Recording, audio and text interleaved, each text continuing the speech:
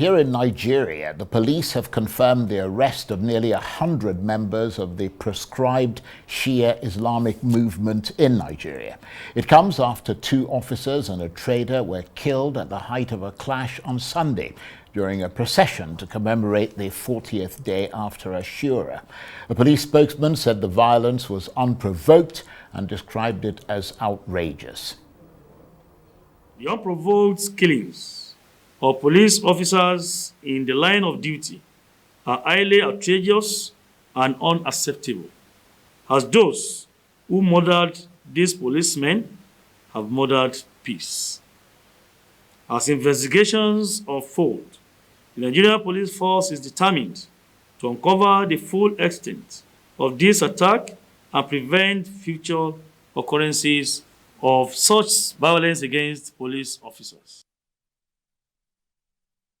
Well, for more on this, I'm joined in the studio by Sambo, who is Arise Politics editor and director of news. Good to see you, Sumner. Thank you so much. So what's been described as a dark Sunday here in Abuja with at least 3 people confirmed dead, including 2 police officers and a trader, and others feared dead as well on the Shia side. Bring us up to date with what we know so far and how the events unfolded. Yeah, so the Shia movement is actually fighting back by saying that some of the statements by the police should not be taken too seriously by the public.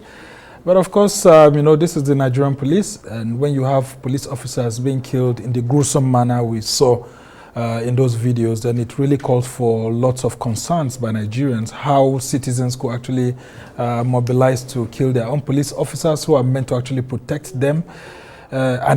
Also, it you know, brings to the fore what policing is all about in Nigeria and how policemen could be taken unawares in court with this sort of tactic by the IMN, and you know, the police officers are just killed like that.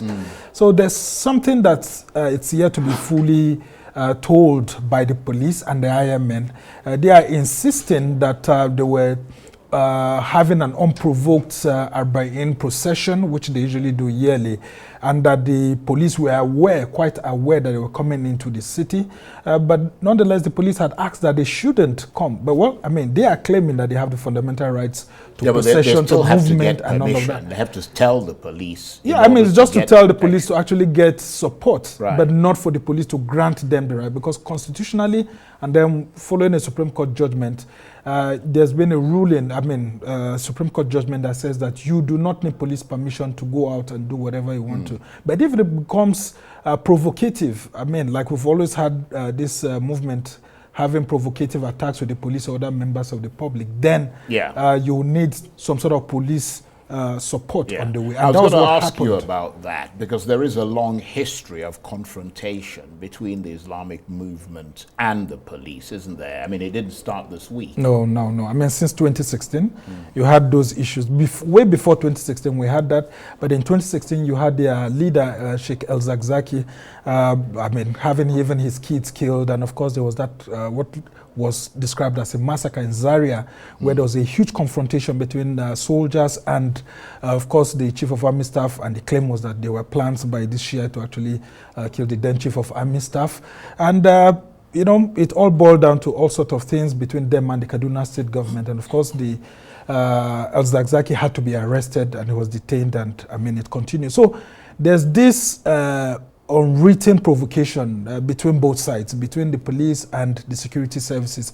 But in this instance, where you could see from that video the allegations clearly that some people who are alleged to be Shiite members were actually burning down police vehicles, killing police officers. I mean, the police will also want to fight back. That's why you see over 100 of these Shiites have been arrested. Some of their leaders have been haunted at the moment. Yes, what we are asking for right now is that while the police is doing this, the police should ensure that the fundamental rights of these people are upheld.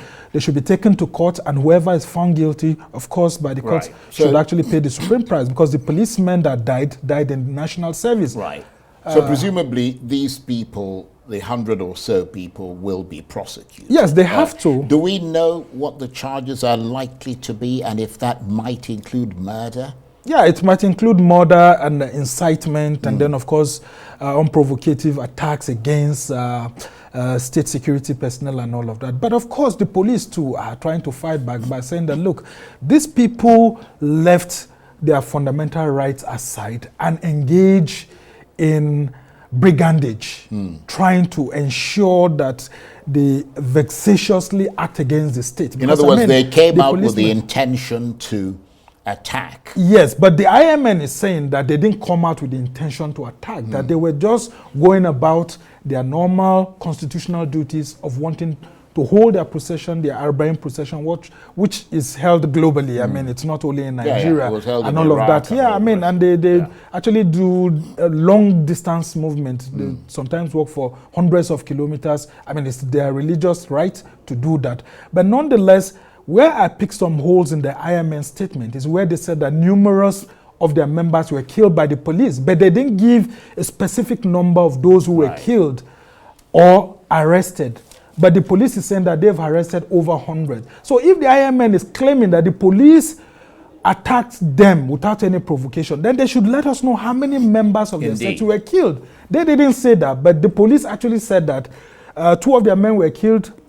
1 person who's a trader, a civilian, got killed, and 3 persons, police officers, are injured. So until the IMN also gives us those statistics, I mean, there are numerous, quote, numerous members being killed, will actually find it very difficult to sit lightly. But I can tell you, Charles, this is a very sad development for all of us, because the policemen are part of us. I mean, they are Nigerians who are paid to protect us all.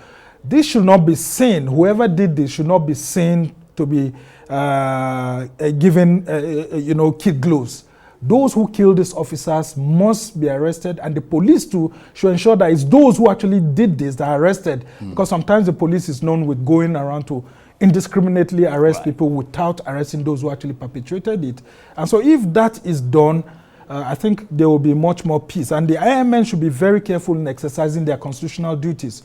Because you have rights, but your rights should not trample on the rights of other Nigerians, which, in my own thinking, is what the police was trying to prevent.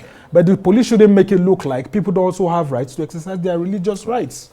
Sumner, thank you very much indeed. Sumner Sambo is the Rise Politics editor and director of the News.